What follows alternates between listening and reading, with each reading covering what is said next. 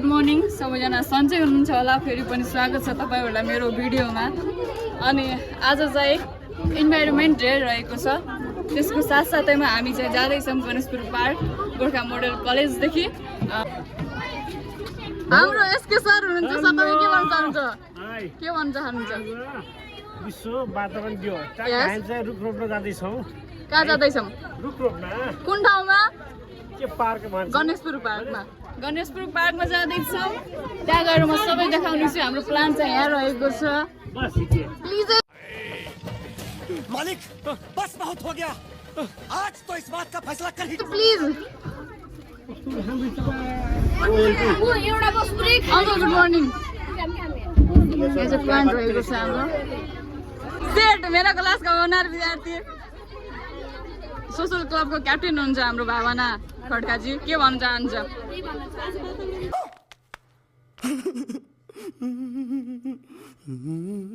A few moments later. अनि हामी गणेशपुर पार्कको गेटमा आइसकेका छौँ हाम्रो सरहरू एकदम लाइनसँग हाम्रो र विद्यार्थी भाइ बहिनी मेरो दाइ दिदीहरू ब्याचलरको स्टुडेन्टहरू एकदम डिसिप्लिन साथ अगाडि लाइनमा अड्डिसक्नु भएको छ जो ब्यानर्स पकडेर अब हाम्रो गेटबाट इन्ट्री हुनेछ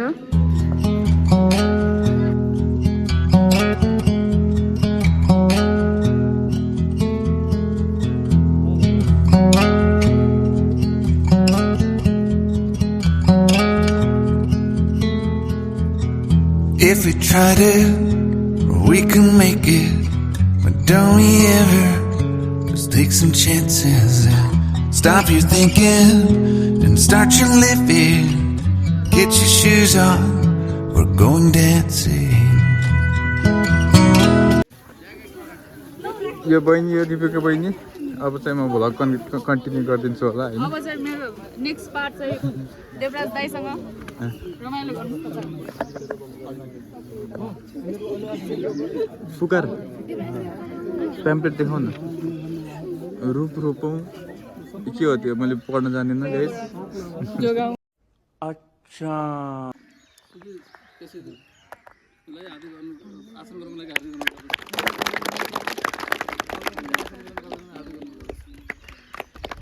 बाट जेसिसमा अभिवादन नमस्कार गर्न चाहन्छु वास्तवमा यो हामीले यसरी सेलिब्रेट गर्छौँ यो सेलिब्रेट नभएर इम्प्लिमेन्टेसनको आवश्यकता छ सबै विद्यार्थी भाइ बहिनीहरूलाई म विशेष गरी निवेदन गर्न चाहन्छु किनभने हामी त एउटा शताब्दी पार गरिसकेका छौँ तपाईँहरूको शताब्दी बाँकी छ बेनिफिटेड पर्सन पनि तपाईँहरू हो ब्याड इफेक्टेड पर्सन पनि तपाईँहरू हो यसतर्फ पनि तपाईँहरूको ध्यान केन्द्रित गर्न चाहन्छु त वातावरण वास्तवमा के भन्दाखेरि हामीले ग्रिनरीलाई वातावरणको रूपमा लिन्छौँ तपाईँको हाम्रो घरको वास्तविक वातावरण कस्तो छ हामी घरबाट सुरुवात गरौँ र हामीले वास्तवमा एकजना व्यक्ति बराबर 5वटा रुखको आवश्यकता पर्छ के त्यो पर्याप्त छ के त्योतर्फ हाम्रो ध्यान गएको छ हरियाली डाँडाहरू उजाड भइरहेका छन् उजाडहरू हरियाली कति भयो भन्ने कुरालाई हामीले पनि ध्यान गर्नुपर्छ हामीले घरको वरपर पनि हेरौँ न बर्खामा पानी परेपछि उम्रेपछि त्यो फुलहरू हुन्छन् त्यो खाएर फालेका खोयाहरू जागेपछि फलफुल हुन्छ तर हामीले लगाउँछौँ कति उमार्छौँ कति जगाउँछौँ कति त्यो भएर मानव र वातावरण बिचको सम्बन्ध नङ र मासुको जस्तो अन्योन्यास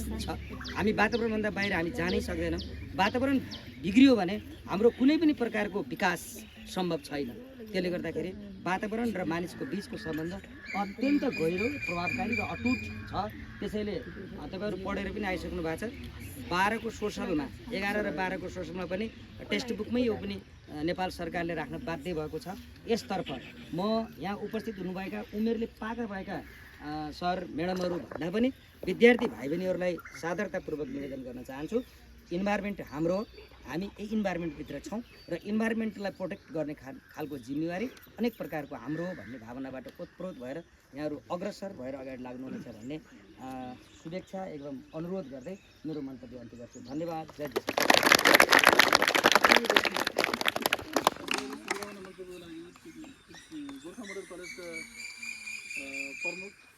The one thing that we all have common is this earth.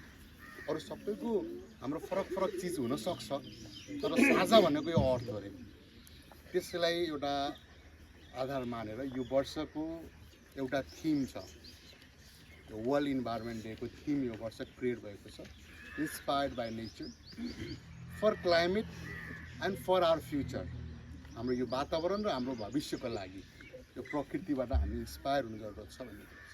अर्थात् यो रुखहरू भएको र ग्रिनेरी भएको होइन तिमीहरू कहिले सुध्रने? अब फुर्सद हुनु पर्यो नि सुध्रिनलाई, यहाँ दौडा दौड छ। एरिया यही नै हो।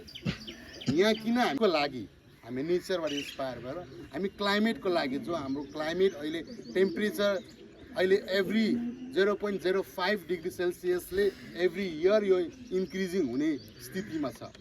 यो स्थितिमा प्रत्येक वर्ष यो नेपालले मात्र होइन संसारभरि नै वर्ल्ड इन्भाइरोमेन्ट डे जुन 5 मा जो मनाइन्छ, यो नेपालले पनि यसलाई आत्मसात गर्दै वन जङ्गलको रूपमा हामीले हेर्छौँ नेपाल चाहिँ एकदमै धनी देश हो भनेर सुनिरहेको थियौँ। तर अब कतै यस्तो भइसक्यो कि हामीभन्दा पछाडिको पुस्ताले वन जङ्गल भेट्ने कि नभेट्ने भन्ने अवस्था आइसकेको छ। हामीले यो कार्यक्रम गरिरहेका छौँ। यो कार्यक्रममा अझ विशेष गरेर गोर्खा मोडल कलेज जो सोसियल क्लब अहिले मैले देखेँ, एकदमै खुसी पनि लाग्यो। अहिले प्रत्येक स्कुलमा हुनु जरुरत पनि छ। यो क्लबको अर्थ क्लब बनाउने, अध्यक्ष बन्ने, उपाध्यक्ष बन्ने, यसको सचिव बन्ने त्यो मात्र होइन। यसको मेन थिम के हो त? What is the work for that club? त्यो क्लबको कामको आधारमा गरेर जो आजको कार्यक्रमलाई तपाईँहरूले एउटा डिजाइनिङ गर्नुभयो, डिजाइन गरेर विभिन्न स्लोगनहरू मैले यहाँ देखिरहेको छु। पक्कै पनि यो स्लोगनले आज तपाईँले हातमा भएका ती बिरुवाहरू जो तपाईँले यो पार्कमा रोप्दै हुनुहुन्छ, आदरणीय अध्यक्षज्यू मार्फत तपाईँले आज एउटा बाचा गर्नुहोस्। तपाईँ यहाँ रहँदासम्म तपाईँले रोपेको त्यो बिरुवालाई प्रत्येक पटक, महिनामा एकपटक हुन्छ, हप्तामा एकपटक हुन्छ, वर्षमा हुन्छ, त्यसलाई तपाईँले संरक्षण गरेरै छाड्नुहुन्छ। ताकि अध्यक्षज्यूको मात्र दायित्व यो पार्कलाई ग्रिनेरी बनाउने होइन नि त, हामी पनि त यहाँ आउन चाहन्छौँ, हामीभन्दा पछाडिको पुस्तालाई ल्याउन चाहन्छौँ। त्यसकारण तपाईँले रोपेको प्रत्येक बिरुवाले यहाँ रोपेर मात्र जाने हामी कतिपयको चलन छ, फोटो खिच्ने, वर्ल्ड इन्भाइरोमेन्ट डे मनायो भन्ने छ। तर तपाईँले कुनै दिन मैले अहिलेसम्मको इतिहासमा देखेको छैन कि मैले रोपेको रुख 20 वर्षपछि यस्तो भएछ भनेर फोटो खिचेर हालेको कसैले पनि देखेको छैन।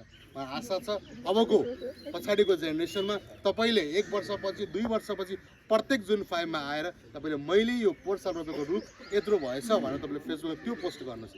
आज रोपे भन्नु मात्रै भन्दा पनि मैले रोपेको रुख यत्रो भयो भन्ने कुरा तपाईँले त्यो पोस्ट गर्नुभयो भने you will be working for the world environment so that we can all success for our climate change। जो अहिले हामीले नचाहिँदो क्लाइमेट चेन्ज भइरहेको छ, त्यो चेन्जलाई हामीले हाम्रो तर्फबाट केही भए पनि रोक्न सक्छौँ भन्ने आशा व्यक्त गर्दै आजको कार्यक्रममा तुलसीपुर नगर जेसिस र गोर्खा मोडल कलेजको संयुक्त रूपमा यत्रो भव्य कार्यक्रम भइरहेको छ। हामी वृक्षारोपण कार्यक्रममा सहभागिता जनाइदिनुको लागि अनुरोध गर्छु। धन्यवाद।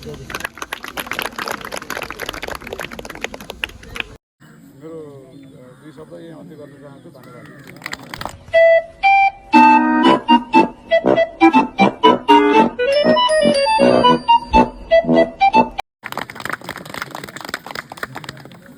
यसै गरी अब कार्यक्रममा मायाकसुन वितरण गर्ने कार्यक्रम रहेको छ। मायाकसुन ग्रहण गरिदिनु हुन आजका सरमुज्यूलाई हार्दिक अनुरोध गर्दै मायाकसुन प्रदान गरिदिनु हुन आजका सभाध्यक्षज्यूलाई हार्दिक अनुरोध गर्दै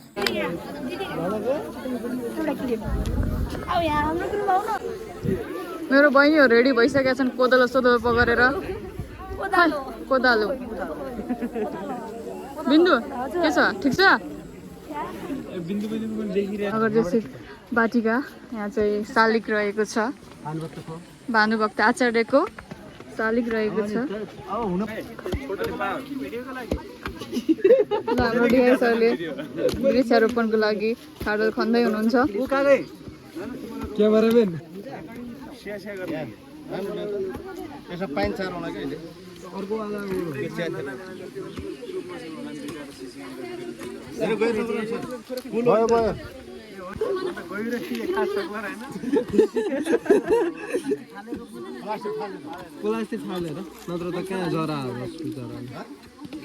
हाम्रो डिआई सरले वृक्षारोपणको सुरुवात गरिसक्नु भएको छ।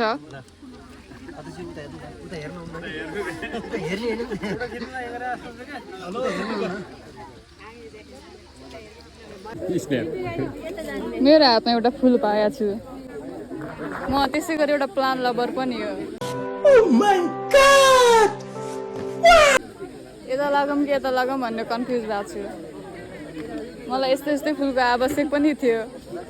यता जाऊँ कि यता जाऊँ भन्ने कन्फ्युज भएको छु। कता जाऊँ? यतै जाऊँ होला।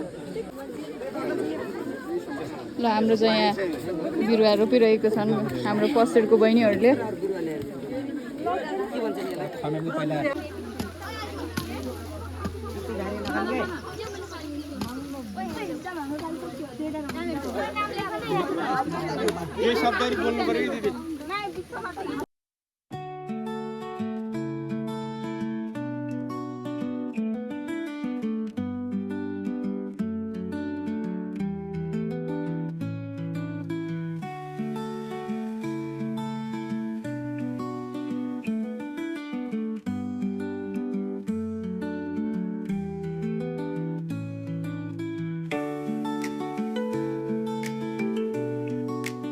सबिन यी गर त एक हात सेम छन् कि यार दुई भाइ त हुन्थ्यो र ओइ कालु हेर सेम छन् कि नै यसलाई घर बस भन्नु पर्थेन किन यहाँ बाहिर डुलाउने हाम्रो एउटा नागिनी मेरो पनि सकिसक्यो हामीले फुल बिरुवा थोरै प्लान्टहरू पनि ल्याएको थियौँ हाम्रो चाहिँ यहाँ प्लान्ट रोपेर सक्यो हामीले चाहिँ प्लान्ट गणेशपुरको कहाँ रोपेको छौँ भने जेसीले जहाँ शालिग बनाएको थियो भानुभक्त आचार्यको त्यसको ठ्याक्कै अगल्नेपट्टि भाग हामीले यो बिरुवाहरू प्लान्टहरू फ्लावरहरू रोपिसकेको छौँ यहाँ चाहिँ अलिकति कमी थियो फ्लावरको यहाँ रहेको छ देख्न सक्नुहुन्छ हजुरहरूले बिरुवा रोप्ने काम लगभग समाप्त भइसकेको छ र हाम्रो विद्यार्थी साथीहरू यहाँको पार्क हेरिसक्नु भएको छ यो जो हाम्रो बिरुवा रोप्ने काम सकेर र आज वर्ल्ड इन्भाइरोमेन्टको डेको दिन हजुरहरू पनि यो भिडियो हेरेर हजुरलाई थाहा छैन भने हजुरहरू अन्तिममा गएर घर नजिकै या घरको गार्डनमा एउटा बिरुवा रोप्न सक्नुहुन्छ मैले आज यो गणेशपुरमा आएर फुल रोप्ने अवसर पाएँ म एकदम धेरै खुसी छु मैले गोर्खा मोडल कलेज हाम्रो क्याम्पस चिफलाई पनि एकदम धेरै मनदेखि धन्यवाद दिन चाहन्छु किनभने हामीलाई आज यो अवसर दिनुभएको छ र यति भन्दै म भिडियो समाप्त गर्छु हजुर मेरो भिडियो हेरेर लाइक कमेन्ट सब्सक्राइब र माया गरिदिनु होला धन्यवाद